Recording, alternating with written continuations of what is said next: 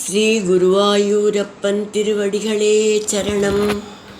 இன்னைக்கு நம்ம 11வது ஸ்லோகத்தை பார்க்க போகிறோம். முதல்ல வார்த்தைகளை பிரித்து சொல்லலாம், பிறகு ஒவ்வொரு வரியும் சேர்த்து சொல்லலாம்.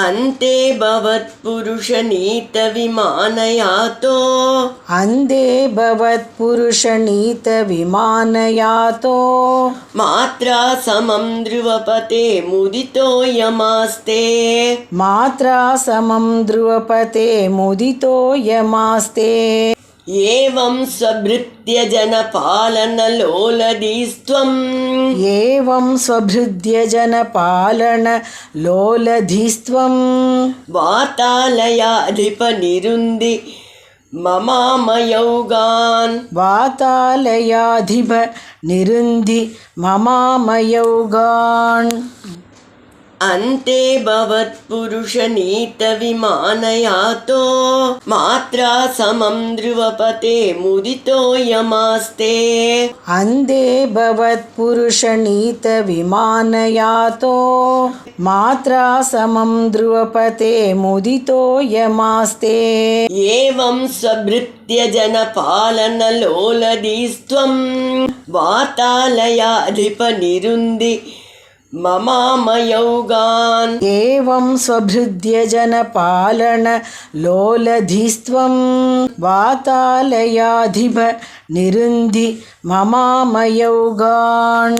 இப்போ நாம் இந்த ஸ்லோகத்தோட வார்த்தைகளை பிரித்து அர்த்தங்களை பார்க்கலாம்.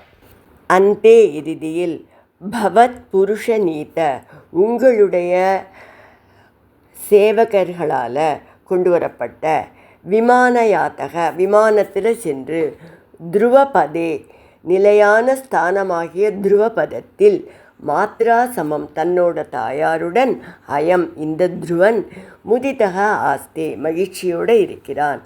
வாதாலயாதிப குருவாயூரப்பா குருவாயூபுரீசா ஏவம் இவ்வாறு ஸ்வப்ருத்ய ஜன பாலன உன்னோட அடியார்களை பக்தர்களை காக்கிறதுல லோலதீஹீத்வம் மிகுந்த விருப்பம் கொண்ட நீங்கள் மம ஆமய அவுகான் என்னோட நோய் கூட்டங்களை எல்லாம் நிருந்தி தடுத்தருள்வாயாக. இப்போ இந்த ஸ்லோகத்தை முழுவதுமாக பாராயணம் பண்ணி இதோட முழு அர்த்தத்தையும் பார்க்கலாம். அந்தே பவத் புருஷ நீத விமானயாதோ மாத்ரா சமம் த்ருவபதே முதிதோ யமாஸ்தே ஏவம் ஸ்வப்ருத்ய ஜனபாலனலோலதீஸ்த்வம் வாதாலயாதிபநிருந்தி மமாமயௌகான்.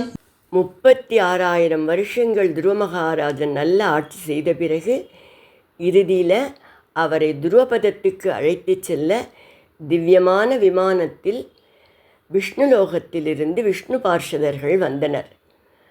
துருவ மகாராஜா அந்த விமானத்தில் ஏறிக்கொண்டார்.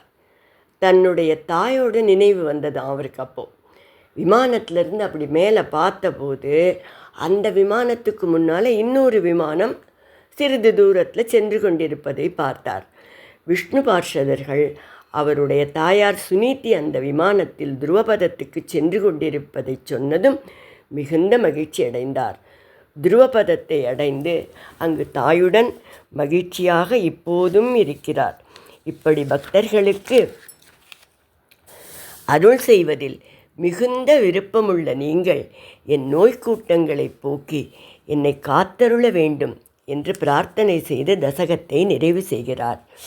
துருவன் விமானத்தில் ஏறி துருவபதத்துக்கு போகிறதுக்கு முயற்சி பண்ணும்போது அந்த விமானத்தோட படியில் அவர் காலை வைக்கிறச்ச நமன், அதாவது யமதர்மராஜா தன்னுடைய தலையை வைக்கிறாராம் கீழே. அந்த தலையில் காலை வச்சுட்டு அதுக்கப்புறம் அவர் அந்த விமானத்தோட படிகளில் ஏறி போனார் அப்படின்னு ஒரு விவரத்தை சொல்லுவாள். என்னென்னா, அதாவது யமதர்மராஜா விஷ்ணுவோட பக்தர்களை அழைச்சிண்டு போகிறச்ச அவர் அப்படி மரியாதை அவளுக்கு செலுத்துவா அப்படின்னு. இதை திருமாலைங்கிற பிரபந்தம். அதில் 4000 திவ்ய பிரபந்தத்தில் திருமாலைங்கிறது ரொம்ப முக்கியமான ஒன்று. அது தொண்டரடிப்பொடி ஆழ்வாரால் அருளி செய்யப்பட்டது.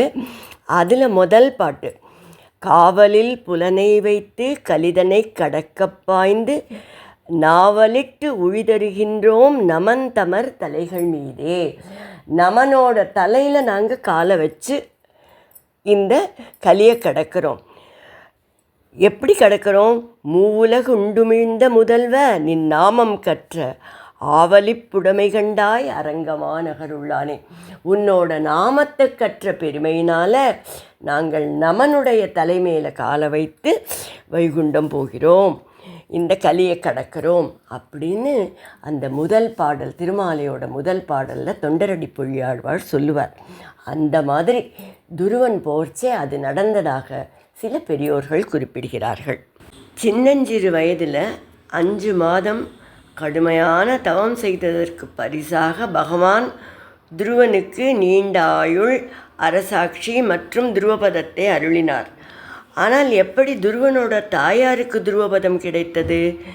பக்தர்களுக்கு பகவான் அருள் செய்கிறார்.